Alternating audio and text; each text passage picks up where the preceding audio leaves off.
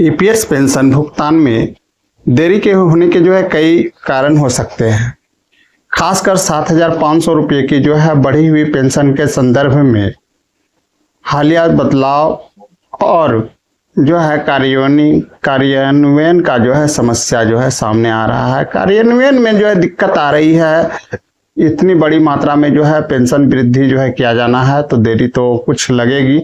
Supreme court का ऐतिहासिक फैसला अप्रैल 2025 में सुप्रीम कोर्ट ने ईपीएस 95 के तहत न्यूनतम मासिक पेंशन को 1,000 रुपये से बढ़ाकर 7,500 रुपये करने और इसमें महंगाई भत्ता डीए भी शामिल करने का आदेश दिया। यह एक बड़ा बदलाव है जिसके कार्यान्वयन में समय लग सकता है और ईपीएफओ को देश भर में लाखों पेंशन भोगियों के लिए एक बढ़ी हुई पेंशन संरचना का लागू करने की एक बड़ी चुनौती उसके समक्ष आ रही है।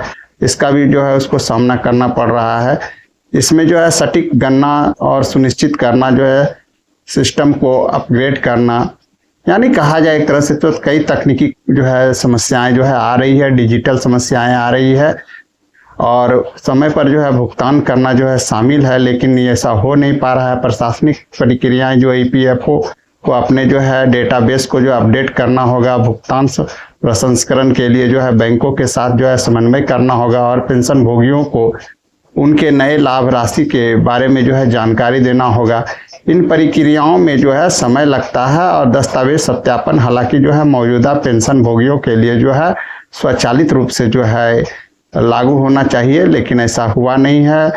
लेकिन यह सुनिश्चित करना महत्वपूर्ण है कि आपके केवाईसी यानी कि आपके आधार का जानकारी है, बैंक खाते का विवरण है, ईपीएफओ रिकॉर्ड में वर्तमान में सटीक है या पुरानी जानकारी है, तो इस कारण से भी देरी हो रही है।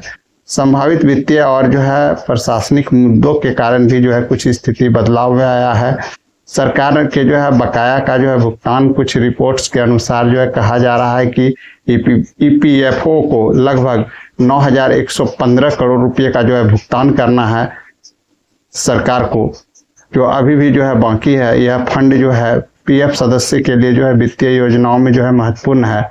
सरकारी बकाये में देरी होने से उच्च पेंशन भुगतान में भी देरी हो रही है।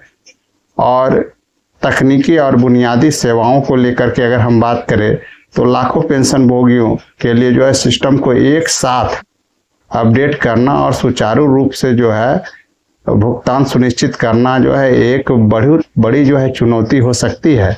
हालांकि यह फैसला तो सरकार द्वारा ले लिया गया है और इसको लागू भी किया जाएगा, आज नहीं तो कल, ये निश्चित है, क्योंकि यह सुप्रीम कोर्ट का फैसला है, भारत का सर्वोच्च न्यायालय का, और इस फैसले का हर कोई सम्मान करता है। तो नियोक्ताओं का अनुमोदन आदि अपने उच्च पेंशन के लिए आवेदन किया जाना भी इसके साथ जोड़ा जाएगा। नियोक्ता जितना भी हैं वो अपना विकल्प आवेदन अनुमोदन करेंगे। इस प्रक्रिया के दौरान यह प्रक्रिया में देरी हो सकती है। उच्च पेंशन आवेदन का प्रसंस्करण में भी देरी हो सकती है। और अब सवाल होता है कि आप क्या कर सकते हैं। तो आप ईपीएफओ वेबसाइट पर स्टेटस चेक करें।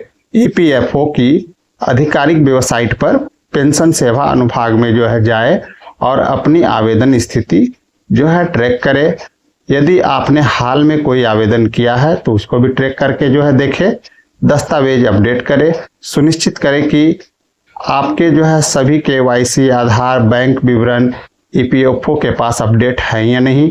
ईपीएफओ से संपर्क करें।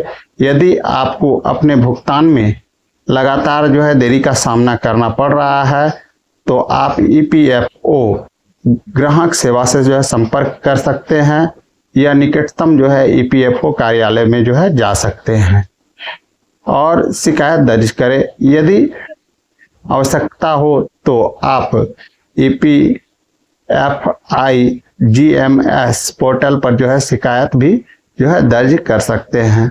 और यह ध्यान रखना महत्वपूर्ण है कि सुप्रीम कोर्ट के निर्देश के अनुसार बढ़ी हुई पेंशन का भुगतान मई 2025 से शुरू होना था, लेकिन और बकाया भुगतान अगस्त 2025 तक चरणों में किया जाना कि कहा गया था। ऐसा संभावना भी है।